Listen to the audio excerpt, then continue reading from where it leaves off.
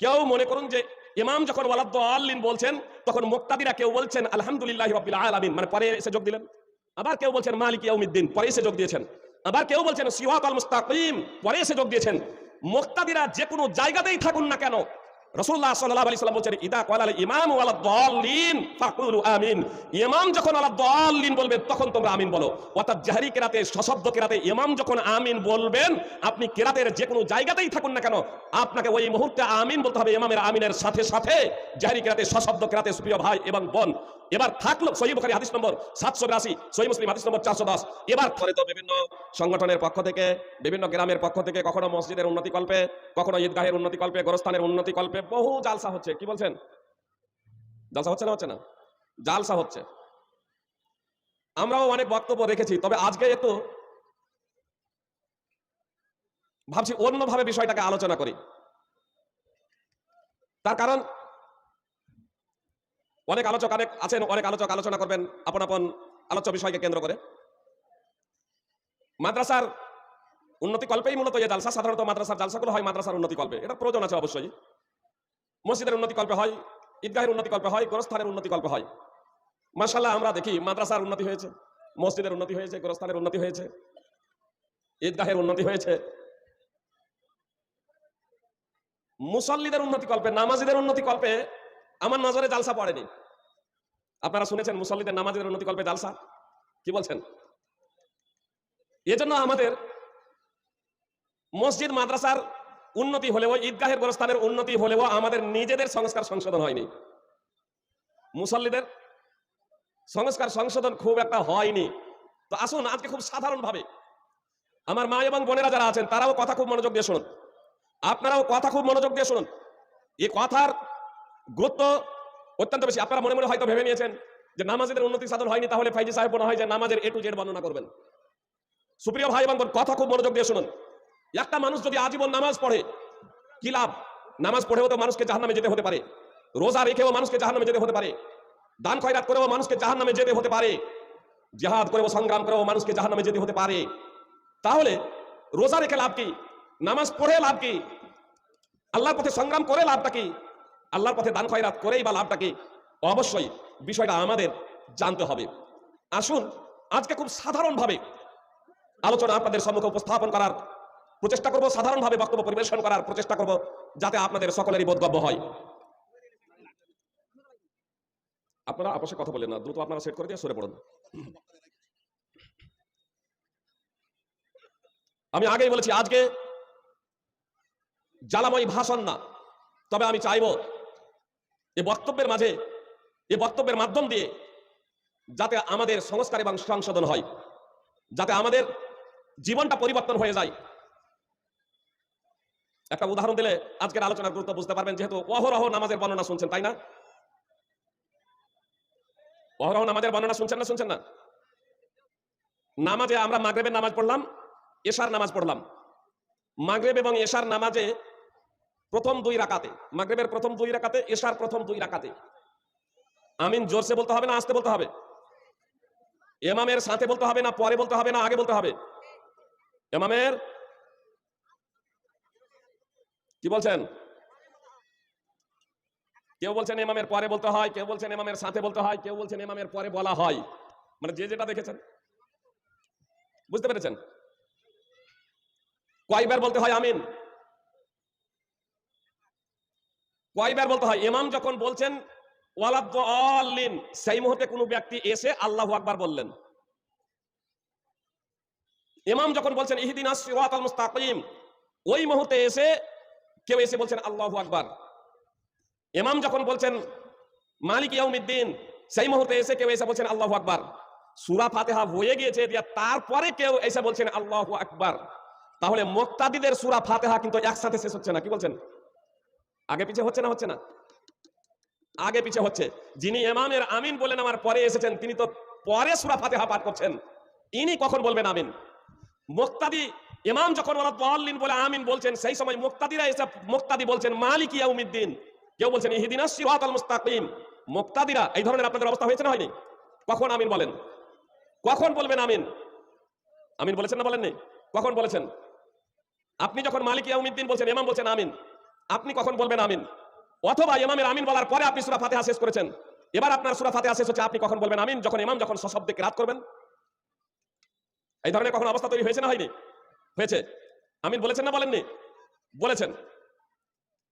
ইমামকে জিজ্ঞাসাও করেননি, আলেমকে জিজ্ঞাসাও করেননি, আর আমরা আলেমরা হয়তো বলেছি কিন্তু আপনারা সেটাকে বোঝার প্রচেষ্টা করেননি। মানে আমরা বক্তব্য রেখে গিয়েছি, বক্তব্য রেখে যাওয়ার কারণে আপনাদের বুঝতে সমস্যা হয়েছে। মানে শ্রোতারা আজকাল দেখে বক্তা কত চ্যালেঞ্জ করতে পারে, বক্তা কত স্টাইলে বলতে পারে, বক্তার গলার কণ্ঠস্বর, বক্তার গলার ভঙ্গিমা, বক্তার গলার আওয়াজ, শব্দ, এই সবগুলো আমরা ফলো করতে গিয়ে মূল যে লক্ষ্য এবং উদ্দেশ্য, যে জিনিসটা বক্তা বুঝাতে চেয়েছেন, সেই জিনিসটাই আমরা বুঝতে পারিনি। কি বলছেন?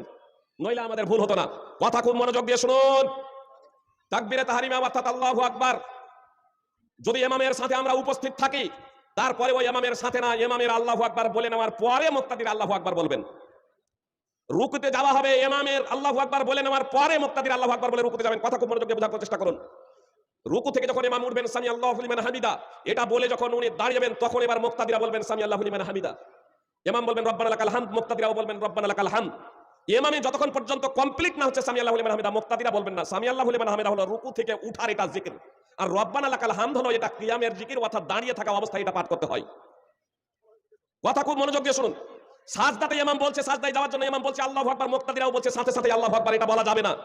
ইমামের আল্লাহু আকবার কমপ্লিট হওয়ার পরে মুক্তাদিরা বলবেন আল্লাহু আকবার। অনুরূপভাবে উঠার সময় তো ইমামের আল্লাহু আকবার বলা কমপ্লিট হবে, তারপরে মুক্তাদিরা বলবেন আল্লাহু আকবার। সালাম ফিরানোর ক্ষেত্রেও ইমাম সালাম ফিরিয়ে দিবেন দুই দিকে। কথা খুব মনোযোগ দিয়ে শুনুন। ইমাম ডানে বামে সালাম ফিরা কমপ্লিট করবেন, তারপরে মুক্তাদিরা সালাম ফিরাবেন। ইমামের সালাম ফিরানোর আগে বা ইমামের সালাম ফিরানোর সাথে সাথে মুক্তাদিরা সালাম ফিরাবেন না, কমপ্লিট হয়ে যাওয়ার পরে। তবে একটা বিষয়, ইমামের আগেও না, ইমামের পরেও না। কথা খুব মনোযোগ দিয়ে শুনুন। একটা বিষয়, ইমামের আগেও না, ইমামের পরেও না।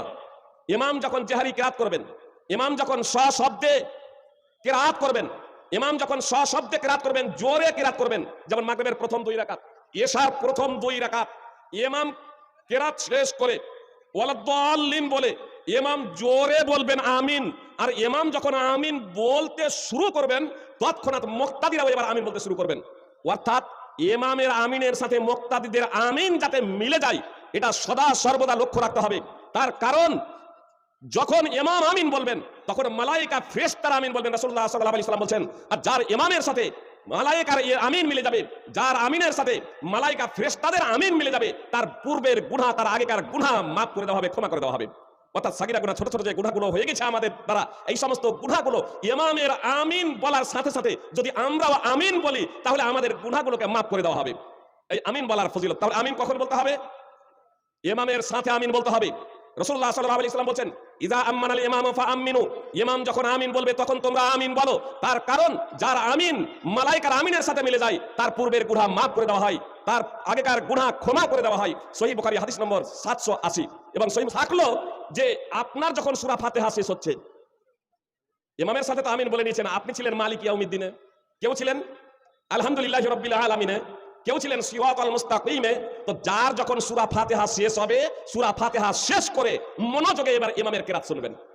আর কিন্তু এবার আপনি আমিন বলতে পারেন না। সুপ্রিয় ভাই এবং বোন, কথা খুব মনোযোগ দিয়ে শুনুন।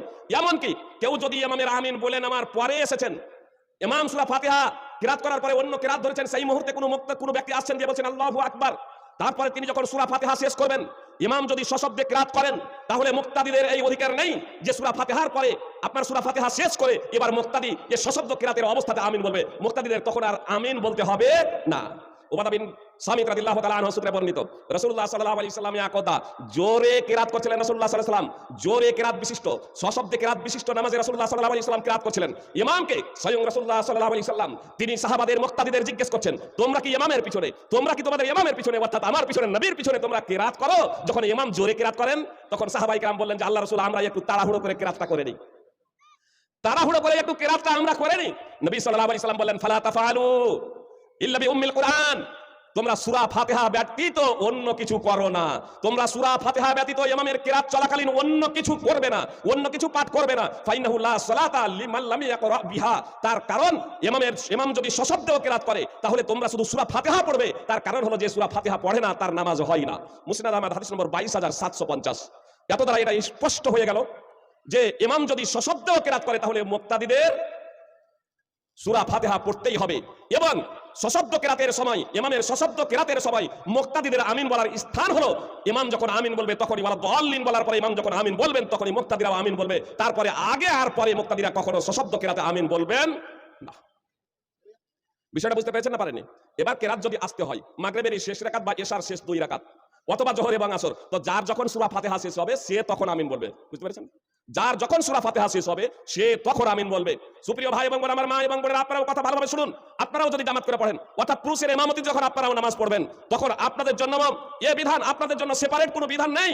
পদ্ধতিগত দিক থেকে সুপ্রিয় ভাই এবং বোন, কিছু কিছু বই লেখা হয় আপনার অনেকগুলো পার্থক্য, হাত বাঁধা অনেকগুলো পার্থক্য, রাফুলের আইন থেকে নিয়ে আপনার সাজদা, এমনকি সাজদাতে যেখানে বুখারী মুসলিম সহ বিভিন্ন হাদিস গ্রন্থে স্পষ্টভাবে আছে যে পুরুষ এবং মহিলা কমন ভাবে একটা কথা রাসূলুল্লাহ সাল্লাল্লাহু আলাইহি ওয়াসাল্লাম বলেন যে তোমরা সাজদার অবস্থায় তোমাদের বাহুগুলোকে কুকুরের মতো বিছিয়ে দিও না। বুখারী মুসলিম সহ বিভিন্ন হাদিস গ্রন্থে এই হাদিস আছে। আমার কিছু মাযহাবী ভাইরা বলে থাকেন এটা আসলে পুরুষদের জন্য, মহিলারা একেবারে জড়সড় হয়ে মাটিতে এই 2 হাতখানা বিছিয়ে দেবে। আল্লাহ রাসূল বলছেন কুকুরের মতো বিছিয়ে দিও না। এরা এবার বলছে এটা শুধু আল্লাহ রাসূলের পুরুষদের জন্য, মহিলাদের জন্য না। অথচ বিশুদ্ধ কোনো দলিলই নাই মহিলাদেরকে পৃথক করার জন্য, বরং রাসূলুল্লাহ সাল্লাল্লাহু আলাইহি ওয়াসাল্লাম থেকে স্পষ্ট সহিহ হাদিস, ওয়াসাল্লু কামা রাআইতুমুনি উসাল্লি, তোমরা আমাকে যেভাবে নামাজ পড়তে দেখেছো তোমরা সেইভাবে নামাজ পড়ো। সহিহ বুখারী হাদিস নম্বর 631। সুপ্রিয় ভাই এবং বোন, মালিক ইবনে হুয়াইরিস রাদিয়াল্লাহু তাআলা আনহু রাসূলুল্লাহ সাল্লাল্লাহু আলাইহি ওয়াসাল্লামের নিকটে প্রায় 20 দিন অবস্থান করেছিলেন, 20 দিন অবস্থান করেছিলেন। রাসূলুল্লাহ সাল্লাল্লাহু আলাইহি ওয়াসাল্লামের নামাজের পদ্ধতি এবং অন্যান্য বিষয় সম্পর্কে অবগত হয়েছিলেন। যখন তারা ফিরে যাচ্ছেন রাসূলুল্লাহ সাল্লাল্লাহু আলাইহি ওয়াসাল্লাম তাদেরকে নির্দেশ দিয়েছিলেন যে তোমরা তোমাদের পরিবারকে নির্দেশ দেবে, তোমাদের পরিবারকে ট্রেনিং দেবে, তোমরা তোমাদের পরিবারকে প্রশিক্ষণ দেবে। সেই সাথে এই কথা বলে দিয়েছিলেন রাসূলুল্লাহ কামা রাআইতুমুনি উসাল্লি, আমাকে যেভাবে নামাজ পড়তে দেখেছো সেইভাবে নামাজ পড়বে। যদি তাদের নামাজের পদ্ধতি আলাদা যদি হতো রাসূলুল্লাহ সাল্লাল্লাহু আলাইহি ওয়াসাল্লাম তাদেরকে ট্রেনিং দিয়ে দিতেন, প্রশিক্ষণ দিয়ে দিতেন যে মহিলাদেরকে অন্যভাবে নামাজ শিক্ষা দেবে, কিন্তু তাদেরকে নামাজ শিক্ষা দেয়নি। আরো এই বিষয়টা স্পষ্টভাবে যদি বলেন, মা আয়েশা রাদিয়াল্লাহু তাআলা আনহা বলছেন সাজদার অবস্থায় আমাদের কে কুকুরের মতো হাত বিছিয়ে নামাজ আদায় করতে নিষেধ করেছেন। মা আয়েশা আল্লাহ রাসূল সাল্লাল্লাহু আলাইহি ওয়াসাল্লাম থেকে বর্ণনা করছেন যে আমাদেরকে আল্লাহ রাসূল সাল্লাল্লাহু আলাইহি ওয়াসাল্লাম কুকুরের মতো হাত বিছিয়ে সাজদা করতে নিষেধ করেছেন। মুসনাদ আহমদ হাদিস নম্বর 24030। জি, মা আয়েশা মহিলা, মানে কিছু মানুষ বুঝে কম তো এই জন্য বলতে হচ্ছে এবার মহিলা মা আয়েশা বলার পরেও, মানে যখন মা আয়েশা বলছেন আমাদেরকে, তাহলে মা আয়েশা বলছেন আমাদেরকে, মানে মহিলাদেরকে, আমাদেরকে আল্লাহ রাসূল, আমাদের কাউকে, পুরুষ হোক অথবা মহিলা, আমাদের কাউকে, মা আয়েশা বলছেন আমাদেরকে আল্লাহ রাসূল কুকুরের মতো হাত বিছিয়ে নামাজ পড়তে নিষেধ করেছেন। হাদিস সহিহ।